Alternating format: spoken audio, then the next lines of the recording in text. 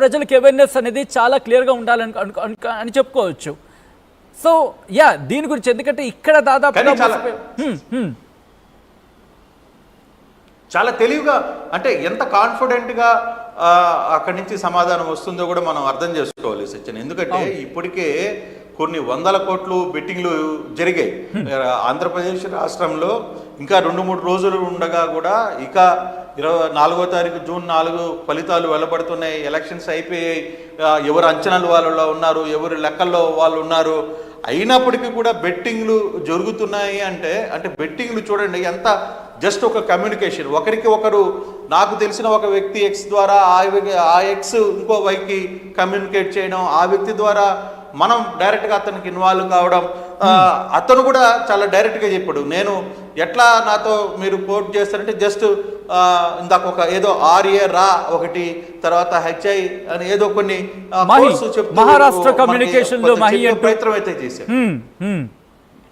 Yeah ఇవన్నీ కూడా అంటే నెట్వర్క్ చాలా దూరంగా. అసలు నాకు ఇప్పటికీ ఆశ్చర్యకరమైన అంశం ఏంటంటే గెలుపేటములు సాధారణంగా అన్ని సర్వేస్ చేస్తుంటాయి, కానీ మెజారిటీ వ్యవహారంలో కూడా అంత డీటెయిల్గా వాళ్ళు లోపలికి ఎలా వెళ్ళగలిగారు అనేది. ఎలక్షన్ జరిగిన తర్వాత ఒక ఓటు ఎవరికి పడింది, ఒక ఓటు ఎవరికి పడలేదు అనే అంశాన్ని ఎంత లోతుగా వీళ్ళు పబ్లిక్లోకి ఆ ఓటుని అంటే వీళ్ళ టీమ్స్ అంత గట్టిగా ఇన్సైడ్గా పనిచేస్తున్నాయా, లేదు కొంత డేటా ఏదైనా కొంత సమాచారాన్ని వీళ్ళు కొనుక్కునే ప్రయత్నం చేస్తారా? మీరు ఒక మంచి క్వశ్చన్ అడిగినప్పుడు మీరు క్వశ్చన్ అడిగారు, మీకేంటి అథెంటిక్ అంటే అక్కడ మెజారిటీ వస్తున్నా లేకపోతే గెలుస్తున్న అంశానికి సంబంధించి మీకేంటి అథెంటిక్ అంటే కనుక మా నెట్వర్క్ ఉంది, అక్కడ మా నెట్వర్క్ పనిచేస్తుంది, కానీ ఎవరు ఏంటి ఆ క్యాలిక్యులేషన్స్ ఏంటి అనేది మాట్లాడలేదు. అంటే ఆ చెప్పే ప్రయత్నం అంటే వాళ్ళు ఎంతవరకు మనకి డేటా ఇవ్వగలరు అంటే అక్కడ కూడా చాలా అనుమానంగానే మాట్లాడుతున్నారు. మీతో అన్ని విషయాలు మాట్లాడినా మీకు ఇంట్రెస్ట్ ఉంటే మీరు నేను చెప్పిన వ్యక్తి ద్వారా రండి, లేదనుకుంటే వదిలేసేయండి అని చెప్పి కాన్ఫిడెంట్గా చెప్తున్నారు తప్పితే అది కూడా వాళ్ళకి ఎక్కడ బెట్టింగ్స్ ఉన్నాయి, ఏ ప్రాంతంలో ఉన్నాయి కూడా చాలా ఓపెన్గా వాళ్ళ మనుషుల చేత మాట్లాడించే ప్రయత్నం కూడా చూస్తున్నారు అక్కడికక్కడ. అంటే చూడాలి మరి ఇంత బెట్టింగ్ జరుగుతున్న పరిస్థితుల్లో రాబోయే రోజుల్లో ఎలా ఉంటుంది ఏంటి అనే అంశాన్ని చూడాల్సిన పరిస్థితి అయితే ఉంది. కానీ ఆంధ్రప్రదేశ్లో మాత్రం బెట్టింగ్లకు మాత్రం పెద్ద ఎత్తున జరుగుతున్న పరిస్థితి అయితే కనపడుతుంది.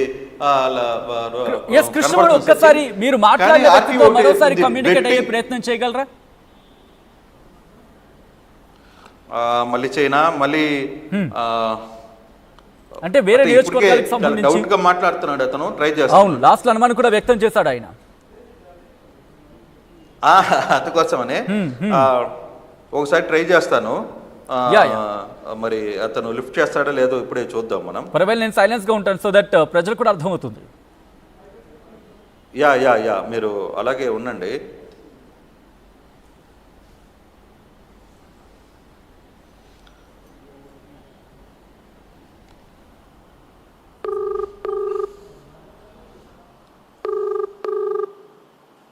రింగ్ అవుతోంది.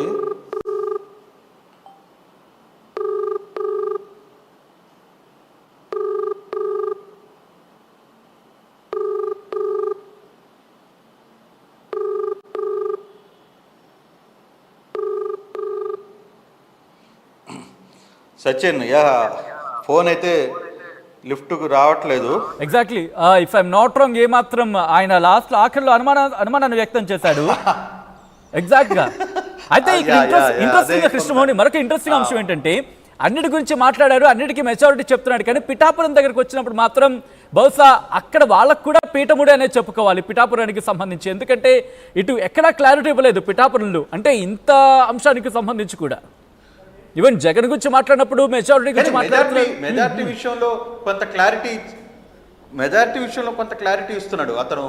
పవన్ కళ్యాణ్ గెలుపు మీద కొంత ఒక నంబర్ అయితే చెప్పే ప్రయత్నం చేస్తున్నాడు, కానీ క్లారిటీ పూర్తిగా దాని గురించి మాట్లాడే టైం ఇవ్వాల. అది చూడాలి. అయితే బేసిక్గా అయితే కంప్లీట్గా వాళ్ళ దగ్గర కొంత డేటా మాత్రం ఈ బెట్టింగ్ మాఫియా మాత్రం డేటాని పెద్ద ఎత్తున సేకరించిందనే మనం మనం అనుకోవాలి ఖచ్చితంగా. ఈ వ్యవహారంలో మాత్రం మనకంటే కూడా చాలా గొప్ప నెట్వర్క్ వాళ్ళ దగ్గర ఉందని చెప్పాలి. మరి ఆ నెట్వర్క్ని మరి ఎలా వాళ్ళు తీసుకుంటున్నారు? ఇంట్రెస్టింగ్ గా ఒక్కసారి మీ లైన్ లో ఉండే ప్రయత్నం చేయండి కృష్ణమోహన్. ఒక్కసారి మరి కాసేపట్లో బుకీలతో మాట్లాడింది ఆర్టీవీ మా ప్రతినిధి కృష్ణమోహన్ లైవ్ లో మాట్లాడారు ఆయనతో. అయితే ఎటువంటి సమాధానం ఇచ్చాడు, ఎటువంటి రియాక్షన్ ఇచ్చాడు అనేది చాలా ఇంట్రెస్టింగ్ గా మారింది. ఎందుకంటే ఎలా జరుగుతోంది బుకింగ్, ఏ విధంగా జరుగుతుంది, ఎందుకు జరుగుతోంది, వాళ్ళ నెట్వర్క్ ఏంటి, అసలు సోర్స్ ఏంటి, కోడింగ్ ఏంటి, ఎలా కలుస్తారు, ఎందుకు కలుస్తారు, ఏ విధంగా కలుస్తారు, కలిస్తే నమ్మకం లేదా, వాళ్ళకున్న సోర్సెస్ ఏంటి, గ్రౌండ్ లో ఏం జరుగుతుంది, ఎక్కడ ఎటువంటి నియోజకవర్గాలు ఎవరి మధ్య పోటీ ఉంది, ఎంత మెజారిటీ ఉంది, ఎవరి మధ్య పోటీ ఉంది, ఇవన్నీ కూడా ఆర్టీవీ వాళ్ళతో మాట్లాడే ప్రయత్నం చేస్తుంది. వాళ్ళకున్న సోర్స్ ఏంటి, ఎలా ఆ సోర్స్ ని సంపాదిస్తున్నారు, ఆ కమ్యూనికేషన్ ఏంటి, ఆ అమౌంట్ ని ఎలా ట్రాన్స్ఫర్, ఇవన్నీ కూడా వాళ్ళతో మాట్లాడే ప్రయత్నం చేస్తుంది. మరి కాసేపట్లో ముందుంచే ప్రయత్నం చేస్తాం. ఒక్కసారి కృష్ణమోహన్ దగ్గరికి వెళ్ళే ప్రయత్నం చేస్తున్నాను. కృష్ణమోహన్, చాలా ఇంట్రెస్టింగ్ గా డిస్కషన్ జరిగిందనే చెప్పుకోవాలి. ముఖ్యంగా వాళ్ళకు సంబంధించి సోర్సెస్ గురించి మీరు అడిగినప్పుడు చాలా ఇంట్రెస్టింగ్ గా నేను కూడా 2 చెవులు రిక్కించి వినాల్సిన పరిస్థితి వచ్చిందని చెప్పుకోవాలి. ఎందుకంటే గ్రౌండ్ లెవెల్లో అఫ్కోర్స్ కొద్దిసేపటి క్రితం మీరు అన్నట్టుగా సర్వేల్లో రాటు తెలియని వాళ్ళు, అక్కడ పాతుకుపోయిన వాళ్ళకి సంబంధించి ఎక్కడ పల్స్ దొరకట్లేదు, ఎక్కడ చూసినా ఎక్కడ విన్నా ఇదే మాట. కానీ వీళ్ళకి సంబంధించి గన్ షాట్ గా మా నెట్వర్క్ ఉంది, మా నెట్వర్క్ నుంచి మాకు సోర్స్